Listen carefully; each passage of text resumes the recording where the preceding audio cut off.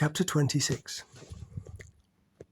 None of the lorries could be started, so they had to limit themselves to filling the trailers and every space inside the vehicles.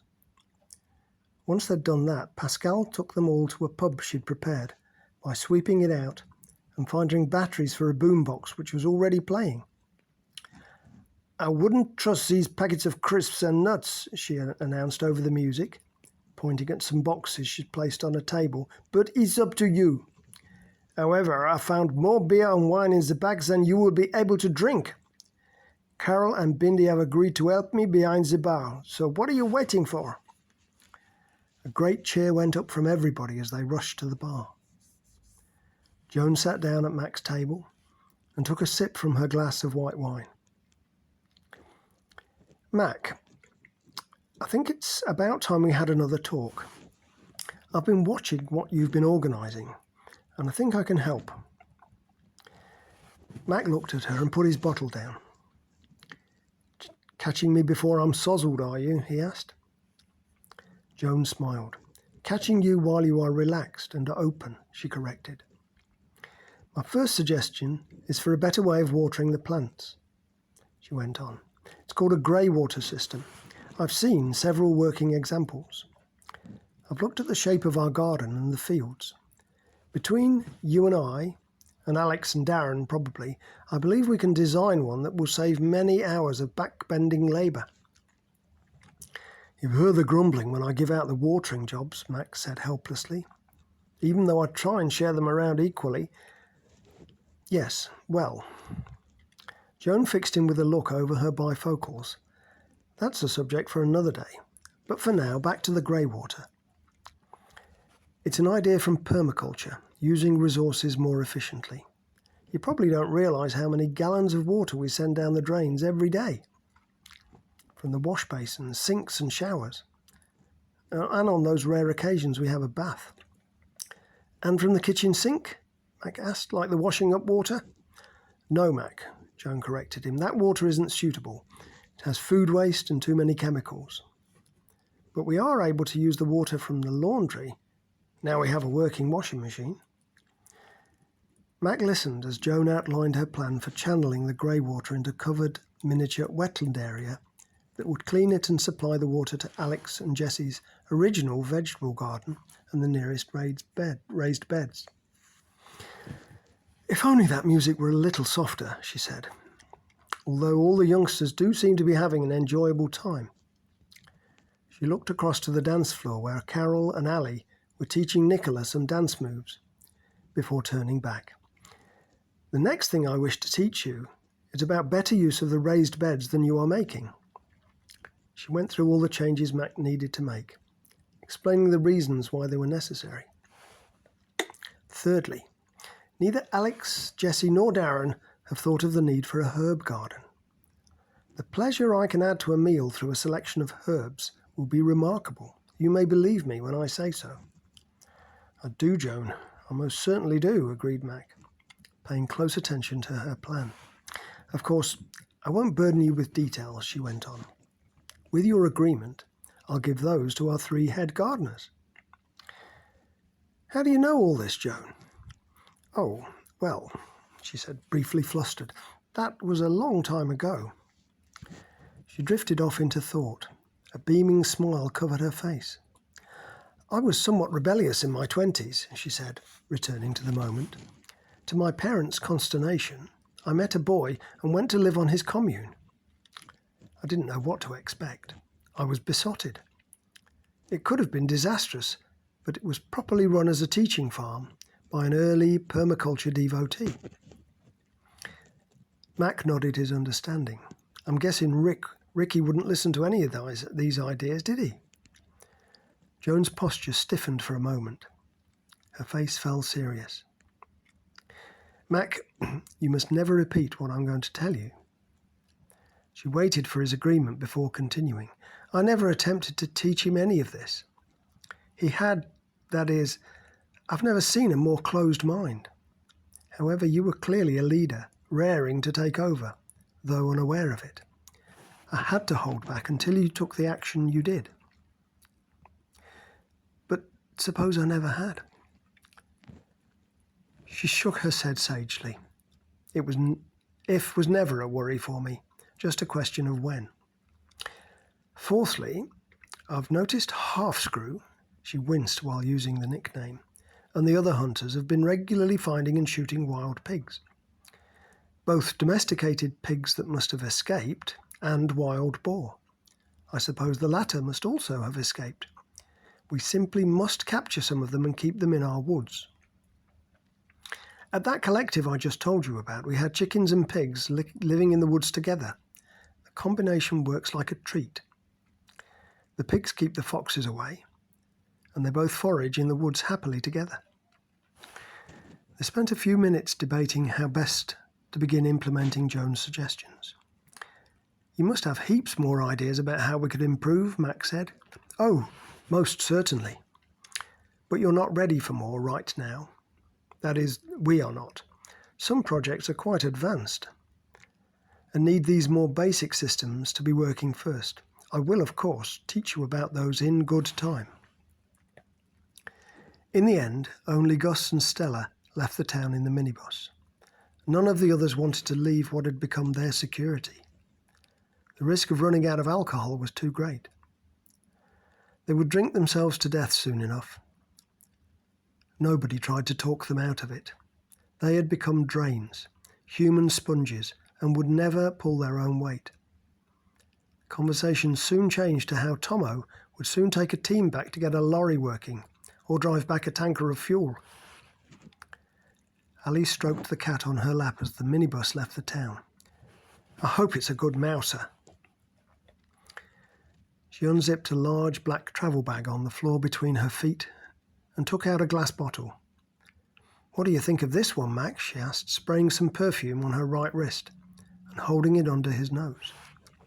I'd like that dripped all over your naked body tonight for me to smell you everywhere, he whispered in her ear, but she still shushed him.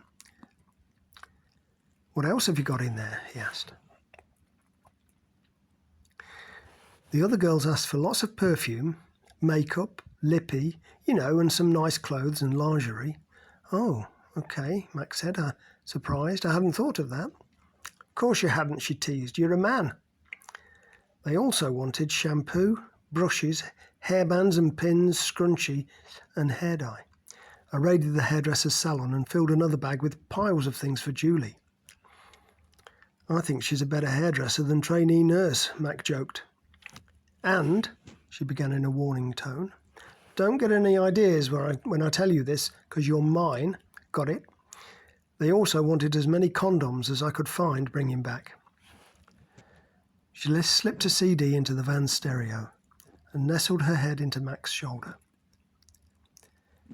It was late when they got back and parked the minibus, Land Rovers and trailers. The manor house was dark and quiet. The moon was high in the night sky. Shanti, Pet, Julie and Colin had already gone to bed. I think we should all get straight to bed, Ali said. It's late, too late to start unpacking the stuff. Besides, we can't see a thing. And you've got something you'd rather be doing instead, Bindi chuckled. Tomorrow, once it's light, everybody can lend a hand, Matt called out. There's no perishable food to worry about, after all. Everybody agreed with loud approval, singing and laughing, as they climbed out of the vehicles and stumbled inside.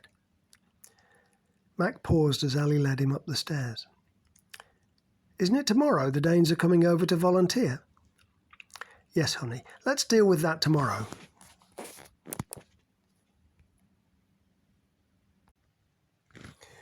Chapter 27. The next morning was bright and blue. Cumulus clouds scudded from the northwest, driven by a wind that rustled the polythene sheets being fixed to the wooden frames that would, by evening, become finished polytunnels. 2 days earlier, on the same day Tomo had shot the pig, Half-Screw and his hunters had shot a red deer, 2 hares, and some pheasants and pigeons. Mac had decided to trade the deer and most of the game to the Danes, in exchange for 6 labourers for a day, along with the services of Daz, who'd built and now ran the Danes' polytunnels. The Danes jumped at the chance, going to fetch their tools even before Gary had heard about the deal. Mac later heard it was the promise of Joan's cooking for their evening meal that had meant more than the requested 6 workers turned up. He walked across the yard to join Tomo and James, who were sawing and screwing the wooden frames. Half-Screw and Lenny were already gone, having set off before dawn to hunt again. "We've got more Danes than we can use for the polytunnels," he told them. "Look, some are just standing around with nothing to do." "Shall we send some of them back?" Tomo asked. "Seems a bit miserable." "No way," Mac said. "We've got more than enough work for them to do. We've got projects coming out of our ears. I can think of dozens they could be helping with." "Like me and Jesse's idea for a better well?" James suggested. "Last time, we only got down about 3 feet before we had to stop. Those 2 standing there, the big lad and the girl with the cowboy hat, I bet they could get down to the water table if they worked all day." Mac shook his head. "That's a good idea, James, but there are even more pressing things to do right now. In fact, I've already figured out how best to use everybody here, but I'll go and check it out with Alex and Daz first." Mac looked up to see Ashanti and Pet walking out of the open north gate entrance carrying 2 planks from the wood store. When they came to the working area for the polytunnels, they placed them on a pile of others.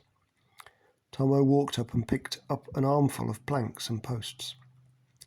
"Tomo," Mac called out loudly enough for the women to hear him. "I've got to go off for a few minutes, so keep an eye on those 2 and don't let them skive off. They have to keep us all supplied with wood and topped up with screws and nails. Any fetching and carrying you need, get them to do it." Tomo gave a thumbs up and returned to where James was laying out the ribs of a semicircular frame end on the ground. Mac continued walking, alongside the manor house's wall, past the open doors of Middle Gate, past where Colin was digging out the basin for the grey water system. A little further on, between the wall's southwest corner and the woods, was a patch of flat ground where Daz and some other Danes were preparing the surface to place the frames on.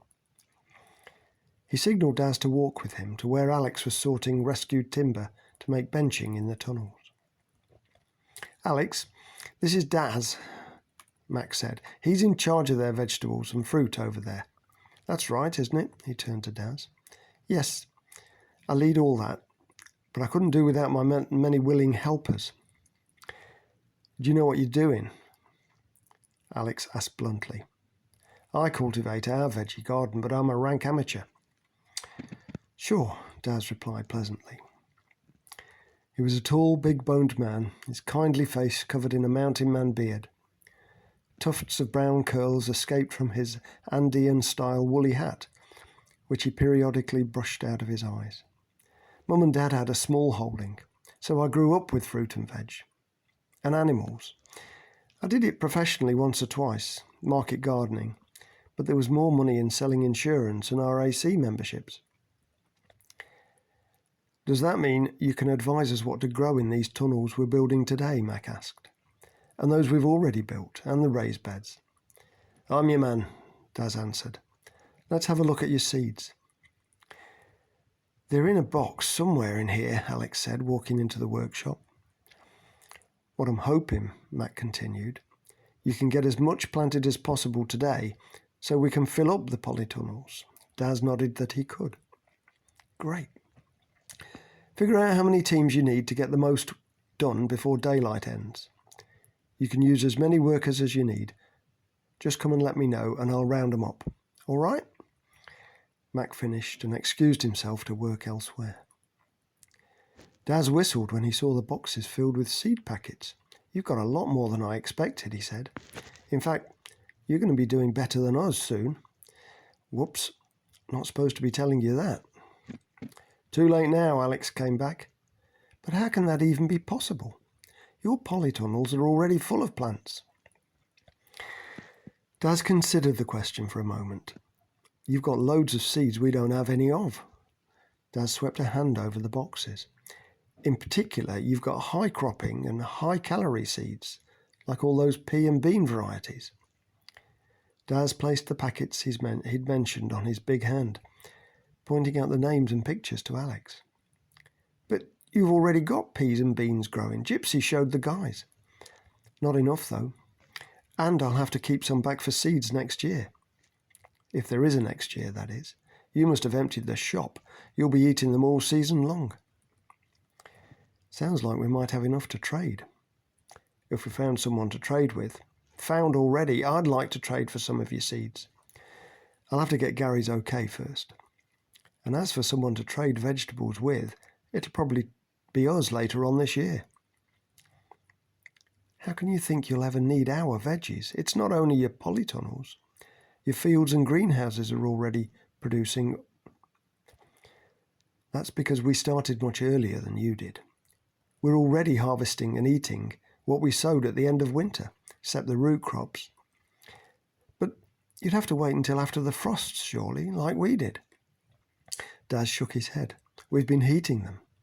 It extends the growing season at both ends. Alex whistled. Could we do that? At the end of autumn you can.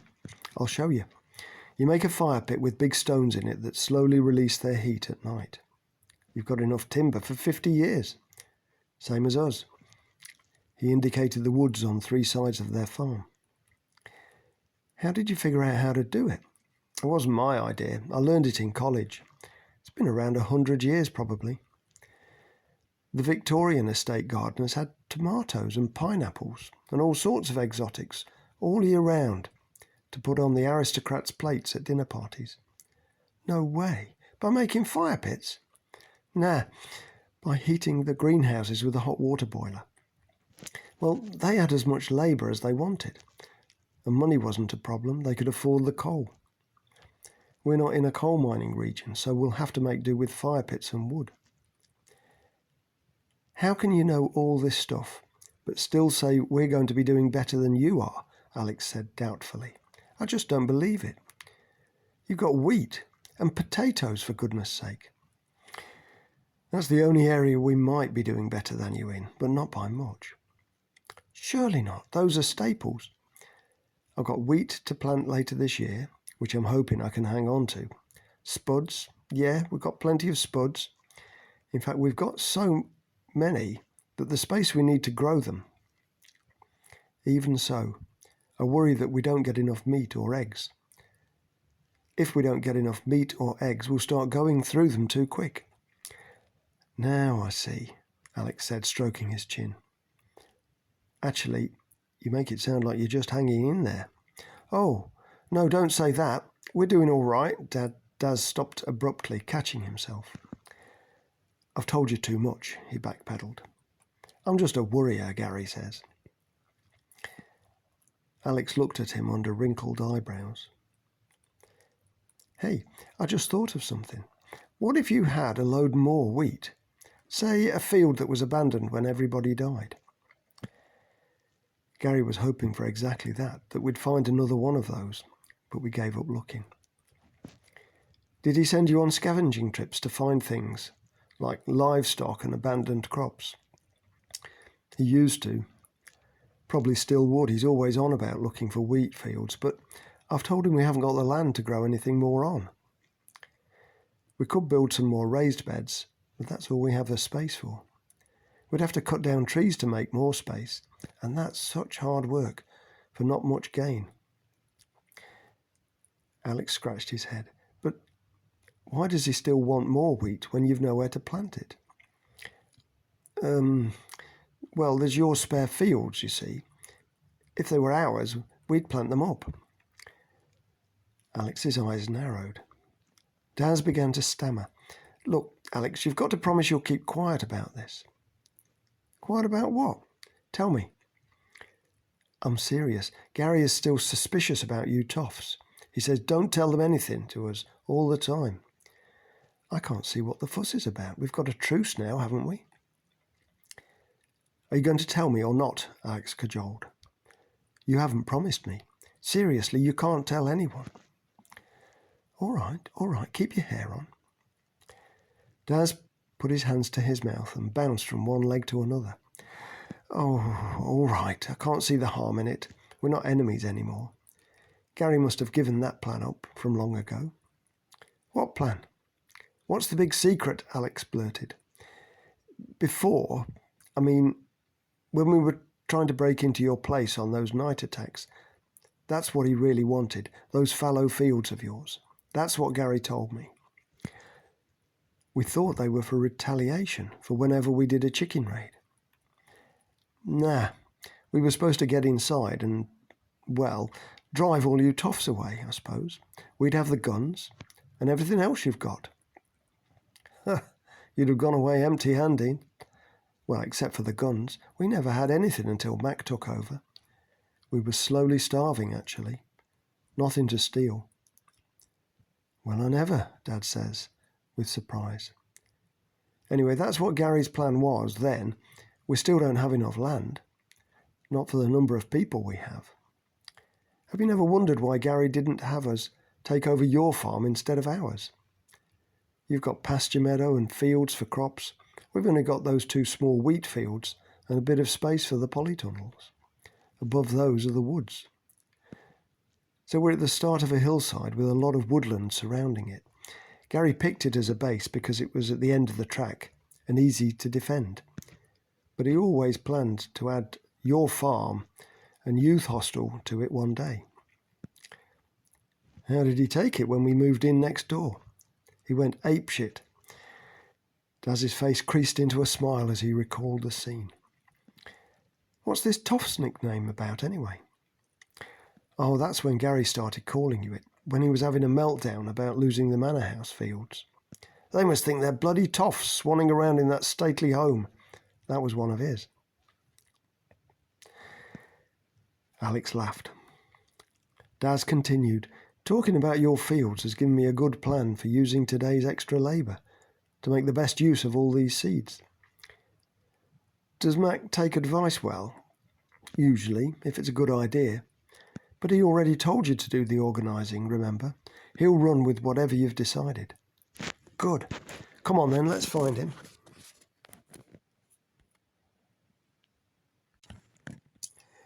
Chapter 28. They walked out of the outhouse into the warm spring sunshine and across the sunny yard. Dried clumps of mud turning to brown, powdery dust under their boots. Carol, who'd been leaning on the door, caught up and walked in step with them. Morning, Daz, she said, walking close to him. I hear you're the gardening expert. Yeah, he answered, flattered. I am. Where'd you hear that? Oh, never mind about that, Carol answered brightly. But I'd like to work with you and learn. Can I? She pouted. I could be your personal assistant. You know, assist you with anything you need. She paused and lowered her eyes a little. A broad grin cracked Daz's face. How can I refuse you when you put it like that? Awesome, Carol made a fist, but just managed to resist punching the air. Let me start by carrying that box of seeds for you, she said, taking it out of his hands. They walked back to where Daz had earlier been working on the polytunnel frames. A few Danes stood around, waiting to be assigned work, hoping they wouldn't be sent home. A woman stepped out of the group and up to Daz, planting a kiss on his lips. Oh, there you are, honey, Daz said, looking a little sheepish. Do you want to be on my team today?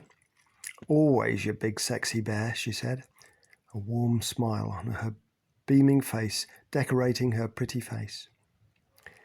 The warmth froze to pack ice as she turned around to Carol, fixing her with a warning stare.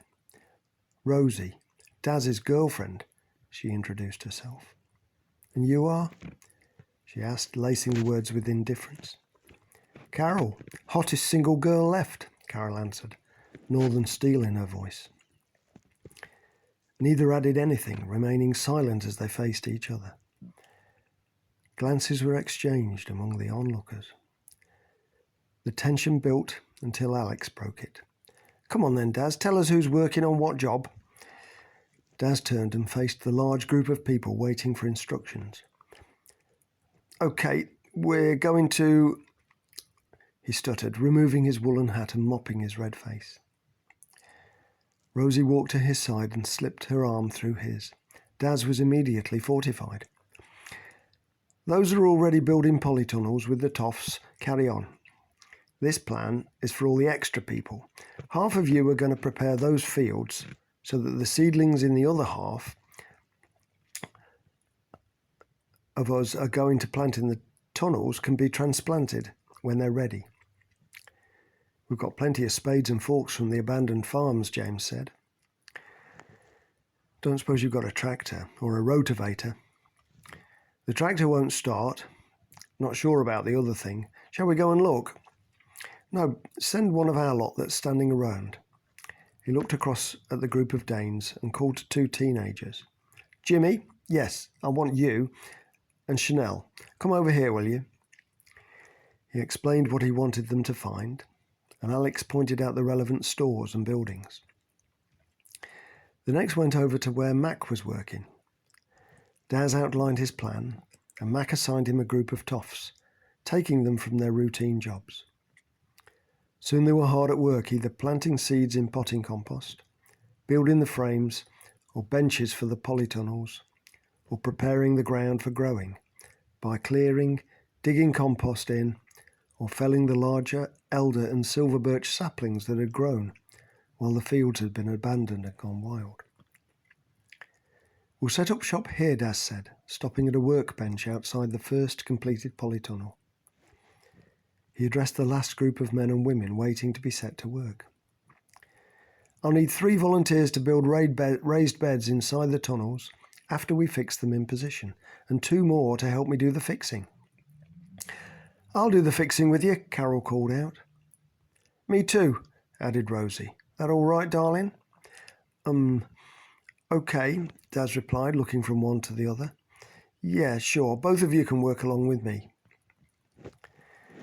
Daz's team worked deep into the morning, setting up and securing the completed polytunnels.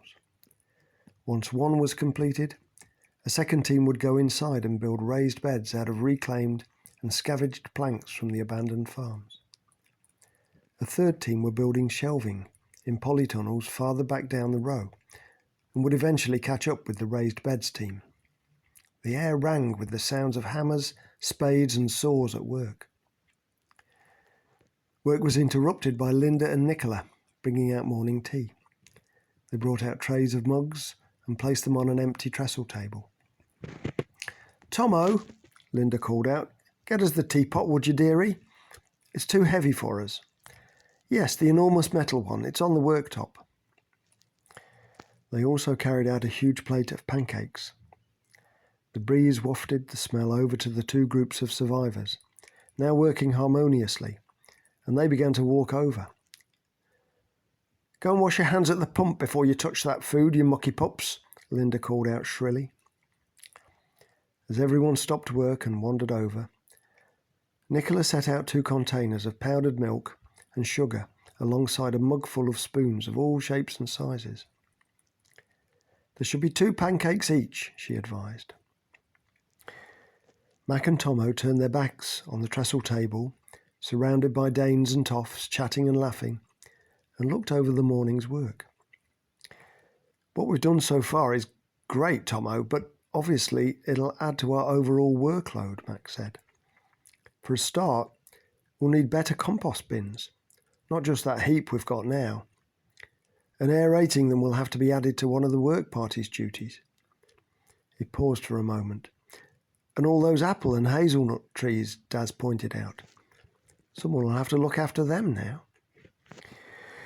Yeah, I suppose it means some of them bigger jobs will have to go on the waiting list, Tomo agreed. Daz gave the last polytunnel a shake and nodded to himself that it was safely fixed to the ground. That's the last one. Thanks, everybody. Job well done. He looked down the line of tunnels and breathed in a deep breath of the fresh mid-Shires air. Yes, a job very well done. You've got a good thing going on your farm, you know, he said to the faces belonging to the manor house. Right then, he tucked his hair back under his hat with his thumbs. I only need 1 helper for my next job. The rest of you join in with the other parties.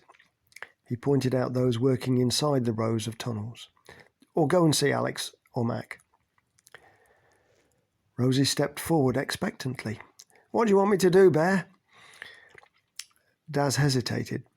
Carol asked if she could be my assistant for the rest of today, because someone will need teaching what to do after we leave. His voice sped up. Yeah, thinning and planting out, when to water, all that stuff. Yeah, someone will. Alex, I'd say. He's their veggie gardener, Rosie said, ice crystallizing over her words. Alex is leading a different work party, darling, Daz said quickly. Don't make a fuss. I know she won't be as good or fast as you. True. She won't be as good, not even half as. But who wants to do anything fast when you can do it slow? Rosie drew out the final word seductively, taking hold of Daz's neck with both arms and pulling him down for a long, grinding kiss. Whistles and whoops came from the surrounding workers as Rosie sashayed down the row of tunnels to find another group.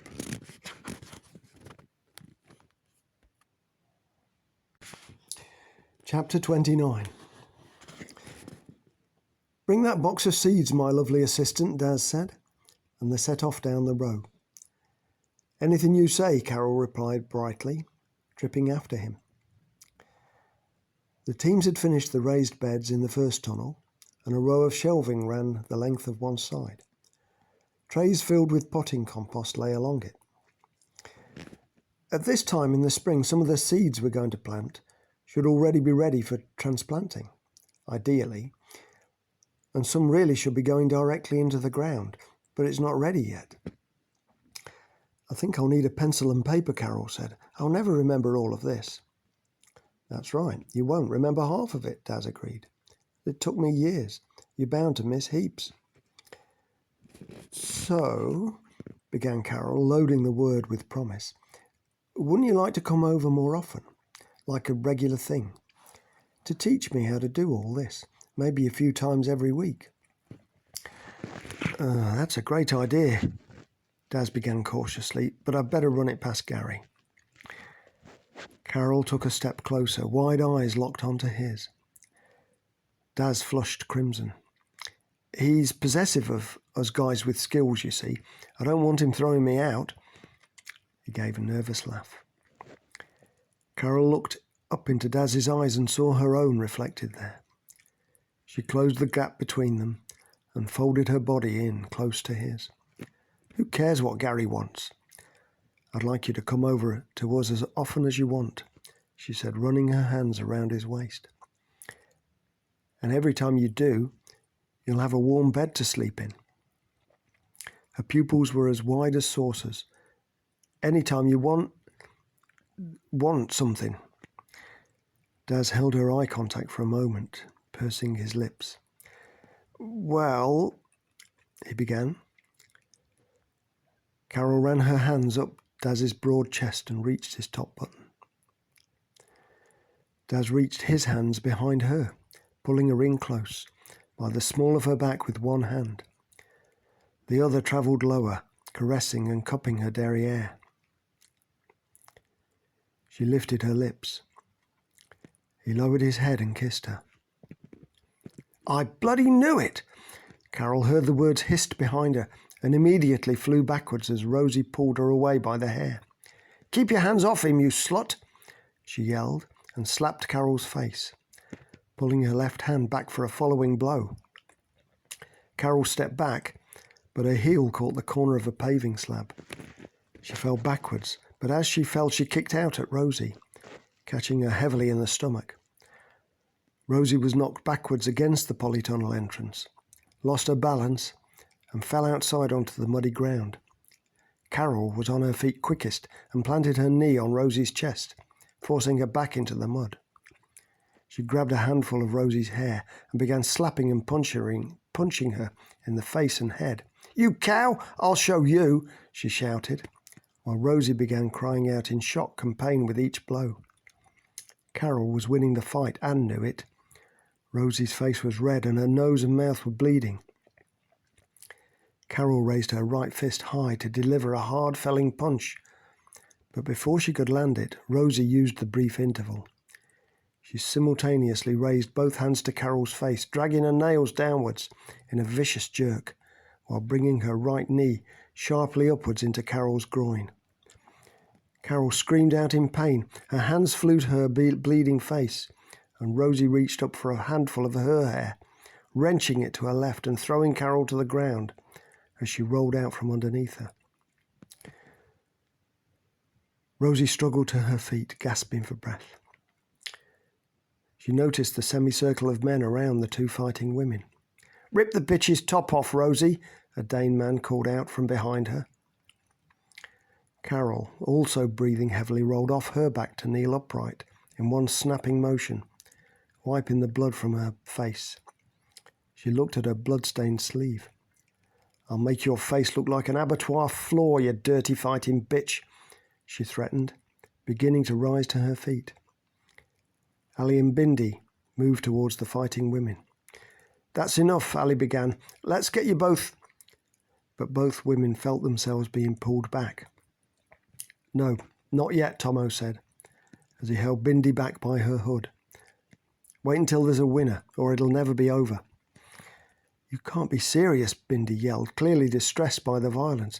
"You want them to hurt each other even more?" She tried to pull free of Tomo, but Max stepped forwards, taking an arm, and she stopped, struggling, held tight. "Get on with it," Tomo commanded, and the two women circled each other more slowly, within the circle now completed by both groups. The fight ended quickly when Rosie rushed at Carol, head down, attempting to barrel her over onto the ground. Carol saw the move early and stepped back to give herself time and space, delivering a roundhouse to Rosie's head. Rosie's momentum made the impact even harder, and she fell to the floor, stunned. Carol was immediately on top of her, raking her nails across Rosie's cheek and delivering another series of slaps and punches. Mac and Tomo nodded to each other and pulled Carol to her feet, who cursed and struggled to get free. They moved her back into the circle and found themselves standing next to Colin, who was standing open-mouthed as though he could not believe what had just happened. Two Dane women helped Rosie to sit up. She caught her breath and jumped back up. "Come on then," she said to Carol. "Do you think you've hurt me? That was nothing." She tried to sound defiant, but her voice wavered with pain and fear. "No, that's it," Tomo said firmly. "Get Linda to clean up their cuts and check them out." "Hang on a minute, son," a voice from the Danes came. "You heard Rosie. She wants another round. You're not finishing it now, just because your girl got a lucky punch in." Everyone turned to look at the speaker, a mixed-race man of about 30 with a Yorkshire accent. Mac thought he'd heard him called Kev when he'd been assigned to clearing the fields. "Yeah, we are," Mac told him. "Pay no attention, Linda. Take Rosie to the clinic. We'll bring Carol over once she's cooled off." "Don't you bloody dare, woman," Kev said, advancing towards Linda. "We'll give Rosie another chance to win for us, right?" He turned to the group of Dane men to support him. Simon and another stepped forward to stand either side of him as he continued toward Linda and Rosie. Tomo closed the gap quickly and shoved Kev in the chest, making him take a step backwards. Mac simultaneously advanced towards Simon, noticing peripherally that Colin hadn't moved. "Don't push me, dickhead," Kev began, and swung at Tomo's head. Tomo feinted, so the blow caught his ear, missing his cheek, and hit back, connecting with Kev's stomach, but failed to wind him. Both men began trading blows. Mac blocked one of Kev's punches, and Simon grabbed that arm, driving two short blows into Mac's unprotected ribs. Mac felt the wind leave his body, but before he could regain his balance, he had to cover his head as the third Dane began raining punches on both him and Tomo. The surrounding women were screaming and crying, some in excitement, others in fear and panic. Tomo caught a punch full in the face and lurched back, whereupon Kev took his chance and landed a combination on his unprotected head. The third Dane joined in the attack on Tomo. Mac was able to drag in a breath and launch a knee into Kev's stomach. It interrupted his attack and allowed Tomo to raise his fists again, but Mac's change of position enabled Simon to step inside his guard and land 2 more body punches. A battle cry sounded from behind them as Alex ran forward, getting 2 good hands on the third Dane's chest and shoving hard. The Dane fell heavily, and when he got up, the other Danes, seeing the odds had evened, stood back. Women from both sides poured into the gap, separating the men and moving them back from each other. "That's enough, Kev," a woman yelled over the din, taking his face in her hands to make him look at her. "Calm down. Count to 10. Mac regained his breath quickly, turned and spotted Lenny and James running over from the fields to stand in front of him and Tomo. He couldn't see Colin anywhere. Daz stood in the polytunnel doorway, his face white. Nobody spoke. Fists remained clenched, stances hard and ready. The tension sang like taut fence wire in a strong wind. 2 more Dane men had left the circle and moved to stand by the others.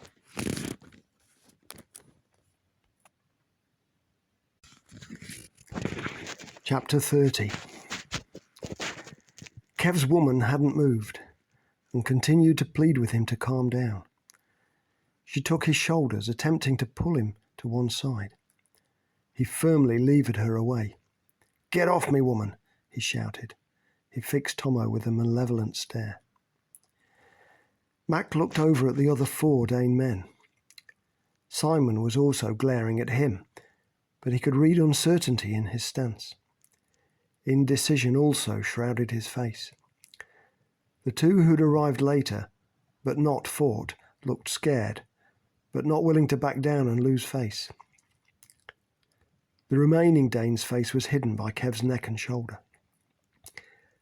Mac said nothing, but raised a questioning eyebrow to Simon. Simon turned to either side, looking at the other Danes. When he said, "All right, lads, everyone cool now," Mac realised they'd both correctly read the dynamics. 3 men responded, their shoulders dropping, fingers straightening. Mac heard long-held breath expelled. "Kev? Kev?" Simon probed. "Come on, Kev." "That's right, Kev. They're not our enemies, remember?" Female voices called out. "What are they then?" he yelled. "Look at what she's done to Rosie's face." "That's between them 2. Leave it. For heaven's sake, we've got peace between us now. Don't you remember how it used to be?" Kev nodded, smiling. "Look at his face," another Dane woman called out. "Course he remembers it. He used to love it. He lives for fighting." A few voices agreed, some disapproving. "He's just a caveman," one called out. "Yeah, he is, but he's our caveman," another answered. "He's saved me from a clubbing and worse many times." The voices died down, and the Dane women looked over at Mac, questions and tension in their faces. He looked directly at Kev, intending to stare him down, but couldn't hold his hateful glare, and checked the men either side of him instead. As he already knew, the fight was over for them, but they nervously threw glances at Kev and one another. Kev circled slowly round, observing the other Dane men, their shuffling confirming he was on his own. His side had already made peace. With a curse, he pushed through the crowd of Danes, away from the 5 tough men.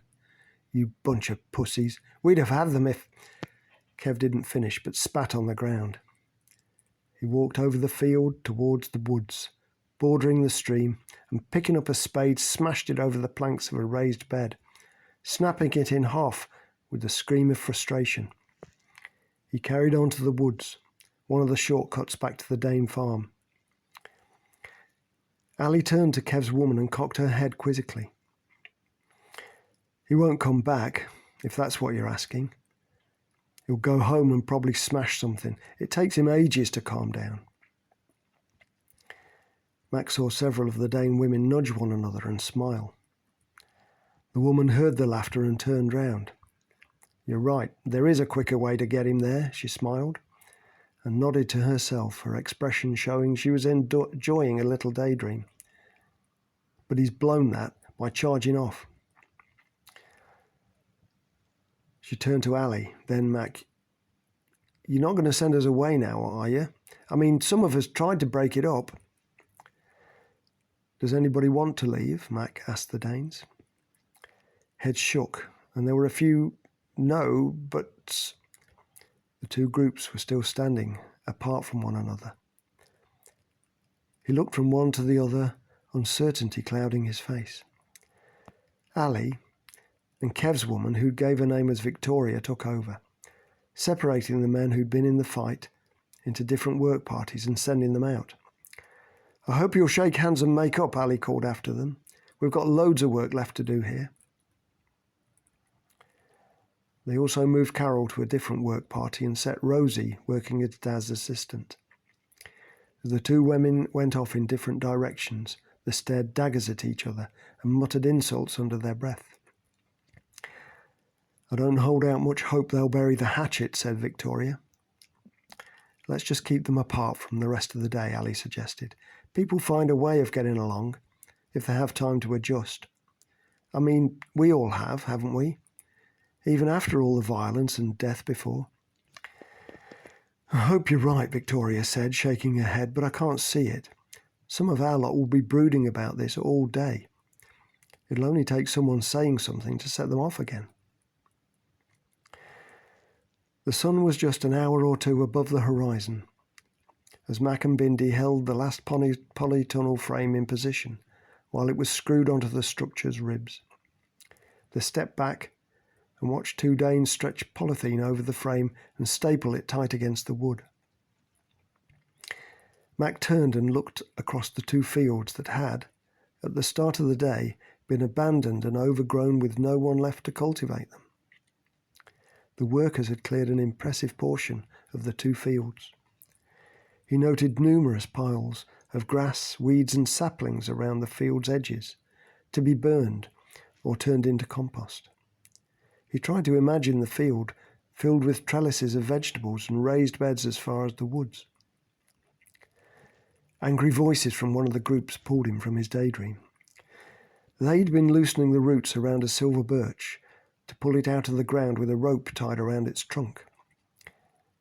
"You've been taking the piss all day, man, having breaks all the time, and now you're knocking off before us." "Look," Colin argued, "you're the hired labourers. I don't have to work as long as you." The Danes saw Mac approaching and appealed to him. The loudest and angriest of them, Connie, an Irish woman in her 30s, began walking towards him. Mac held up his hand. "I can hear what's going on, Connie, and it isn't the first time." He beckoned Colin away from the others. "Colin, you know very well your work party has to clear this whole section today. If you all work until dark, you'll get that done." "Why do I have to do it as well as them?" Colin demanded. "Because I assigned you as their labourer. That means they tell you what they want from you. You seem to be struggling to remember you're not a team leader anymore." "Yes, all right," Colin retorted stuffily, "but don't we toffs get any preferential treatment? Look, they're here working for a slap-up meal from Joan." "And you don't think you are?" Mac returned angrily. "No, of course not. I live here. But Mac didn't wait for him to finish. "That does it," he snapped. "I'm beyond putting up with your idleness. What you don't finish today, you'll have to start tomorrow before your regular work party." "What?" Colin barked indignantly. "You heard. And I'd be nicer to your team too if I were you. Because if they don't finish the job tonight, it'll be you I'm tipping out of bed tomorrow morning, not them." Colin gaped for a moment, then boiled over. "You know what you are, Mac? You're a bully, a workplace bully. You're a slave driver, a tyrant, a dictator, a bully." Colin's face grew red, but ran out of accusations and stuttered to a halt. "And I'm getting tired of telling you, Colin. And the others are sick of breaking their backs and taking risks while you coast. They're the ones doing the dangerous and dirty jobs while you slack off and whine. It's not fair. You're picking on me. I'd have reported you for workplace bullying if I were that back at the university." "I'm not picking on you, Colin. I'm trying to be fair to everybody," Max said firmly. "Now, get on with it. There's no appeal court." He paused, took a deep breath, then raised a finger at Colin. "There's one more thing. If I see you chicking out of backing your mates up one more time, I'll beat you up myself. Alex was scared of fighting too, but he didn't let us down like you just did. We're carrying you." He turned to Connie. "Feel free to kick his backside if he doesn't pull his weight. I've got somewhere else to go now, but someone will come around when it's time for you to wash up before tea."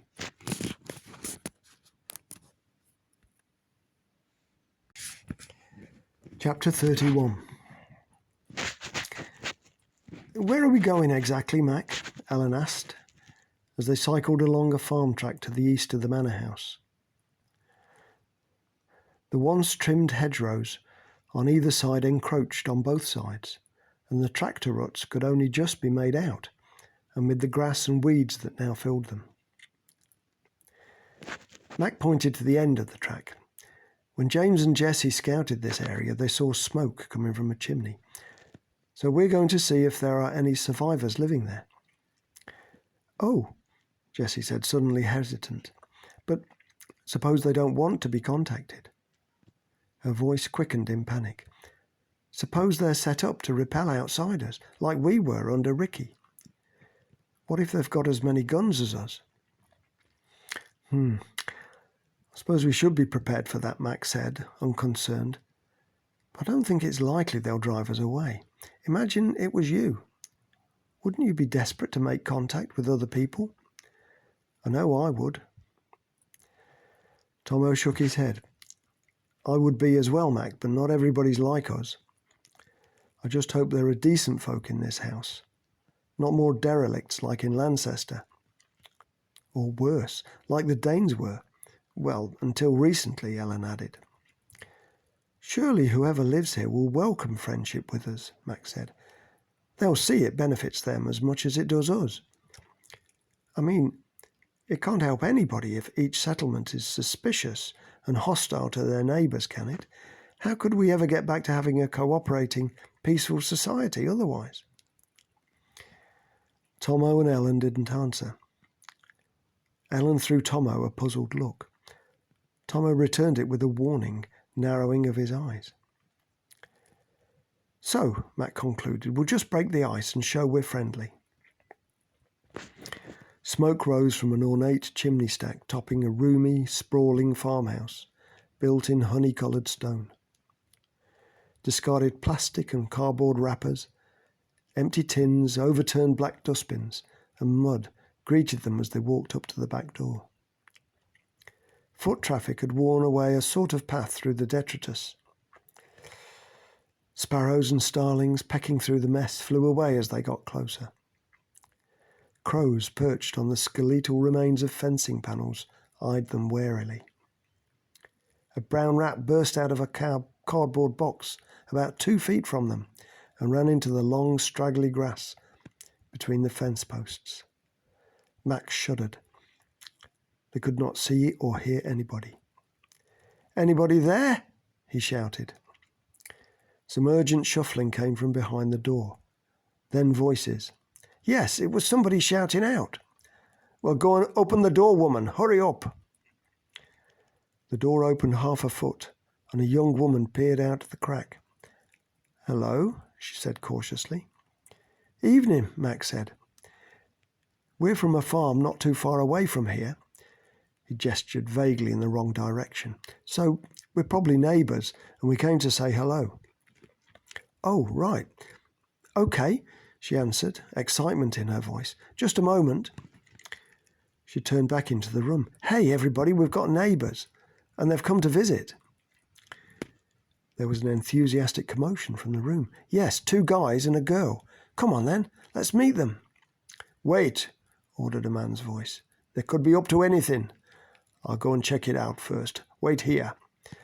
Oh, Everton, you're so suspicious, another female voice called out. We haven't seen a soul since we moved in here. Haven't heard any news. Come on, let's all greet them. What are you waiting for? The door opened and a man stepped out. He was tall and thin, wearing dreadlocks down to his chest, over a faded camouflage jacket and combat trousers. Black military-style boots rose to his calves, and a sheathed knife was attached to his belt. He eyed them warily. Evening, he said, making it sound like a question. What you doing here? Come to check out what we got? The voice from behind the door became visible in the form of a young woman wearing a navy blue dress and matching cardigan with holes frayed at the elbows. Her hair was put up neatly in a bun. Don't mind Everton, she said brightly. He was born distrustful. Thanks for coming out to meet us. I'm Dorcas, she said to Ellen, and stepped forward to give her a warm hug. Ellen replied, and this is Mac and Tomo. Can I make him a pot of tea, Everton? The first young woman plucked at his shoulder. She was pregnant, her belly poking out beneath a fading T-shirt that wasn't long enough for her. They must have come a long way. About 3 miles, said Ellen, showing off. Mac fixed her with a look and she stepped back. You've got tea? Real tea? Asked Tomo. Yeah, but only powdered milk, answered the girl. Can I, Everton? All right, but we drink it out here. Get Jemima to fetch the folding table. The girl disappeared into a room behind him. Everton fixed them with a suspicious stare. How'd you figure out we was living here? He asked. We spotted smoke from the chimney when we were checking out that abandoned farm over there. Tomo pointed the buildings out to him. Checking out? Everton mocked. The girls had a look at it once. Not in there. You couldn't be more wrong, man, Tomo countered. We got batteries, seeds, parts we used to rebuild a quad bike, loads of things. Have you got a proper farm then, Dorcas asked, with animals and crops? Course they not, spat Everton. That all gone. No farms left and no farmers. That never coming back. This all that be left. He gestured to the overgrown fields where long grass, wispy saplings and nettles swayed untidily in the breeze. Dorcas raised an eyebrow at Tomo. Is that right? We've got animals and crops. Not enough yet, but one day we will have. And we've been trading with our neighbours. We intend to keep looking for more neighbours and abandoned farms. What the point of that? Everton demanded. How you know there anything worth taking after walking all that way? You can't be sure until you try, Mac said, but everything we got from those farms we needed. Now we have them. And can you hang on to them? Everton probed. We'll keep that to ourselves, pal, Mac answered sharply. Tea's up, called the first girl, walking out with a tray loaded with mugs and jam jars. They gathered around the table where the tea was poured. The conversation descended into small talk until the ritual was finished. Tomo noticed Everton had manoeuvred Ellen a few steps away from the main group. When Tomo closed the gap and tried to answer one of his questions, Everton gave him the evil eye. Noticing this, Dorcas drew him aside. Your girl, Ellen, is it? She'll not go off by herself with him, would she? Not a chance, Tomo said. She'll stay near us. She's switched on. All right, let Everton waste his time. Now tell us about your farm. Have you got cows and horses? Mac noticed the 2 conversations going on, but didn't go to join in with either. He looked behind the group to the farmhouse and noticed more women staring at him from behind the half-open door and the upstairs curtains. Another pregnant young woman stepped out and walked over towards Mac. She was slim and dressed in a modest white dress circled around her waist with a tie of the same material. Her pretty face was coffee creme, and her dark brown hair was in a long plait, decorated with bright ribbons. She stooped and picked an ox-eye daisy, weaving it into her hair as she arrived to stand in front of Mac. She looked up at him, and he saw her brown eyes spoke of broken innocence and hurt, deep, wounding hurt. At close-up, he could see she was younger than the 20 years he'd first guessed. She continued observing him, her eyes trying to communicate something silently and secretly that he couldn't quite read. "Hi," Mac opened. "I'm Mac."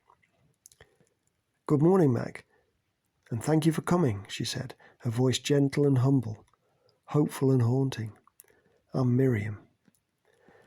"Hi, Miriam," Mac said. "How long—" But she continued over him. "I've been praying that someone would come and rescue us. Is that you? Do you think you could be the answer to our prayers?" "I dunno," said Mac, made uncomfortable by the question. "Miriam and Dorcas, what kind of names are those?" "Biblical ones," she answered. "Miriam was Moses' older sister. We're from a Christian school. I mean, we were." Her eyes briefly teared up, but she fought it back and continued. "Before the death," she explained, she'd been in her final year at an evangelical Christian sixth form college. They joined many other such schools and churches at a summer camp week in the mid-shires. Afterwards, only a handful of survivors were left. They stayed on at the camp to support each other, to pray for guidance and form a new congregation. There was food and shelter there, and others from the evangelical community, aware there was a camp, arrived in ones and twos to be with their own people. Everton was one of those, Miriam explained. His parents were Christians, and so was he. When we first met him, her head went down briefly, and then he went to the devil. "Where's your farm?" Mac interrupted. "We didn't see anything growing on the way here." "Farm?" said Miriam, the question throwing her off balance. "We don't have a farm." "No farm," Mac repeated, equally surprised. "But what do you eat?" Miriam's eyes flicked to a wood about 100 yards behind the farmhouse, and just as quickly returned to Mac's. "We've got tinned and dried food stores. Isn't that what everyone's living on?" "No," said Mac. "Most of the supplies we started with ran out ages ago. We only just topped them back up. We were feeding ourselves before that. Where did you get your stores from?" Miriam nervously looked back to where Everton was noisily trying to impress Ellen, gesturing and laughing, oblivious to everyone around him. "No, I can't tell you. I daren't," she shook her head, dread in her eyes. "Everton's suspicious of everybody. If any of it was stolen, he'd know one of us," she nodded to include Dorcas, had spoken loosely. The pretty girl's raw fear disturbed Mac in a way he couldn't quite account for.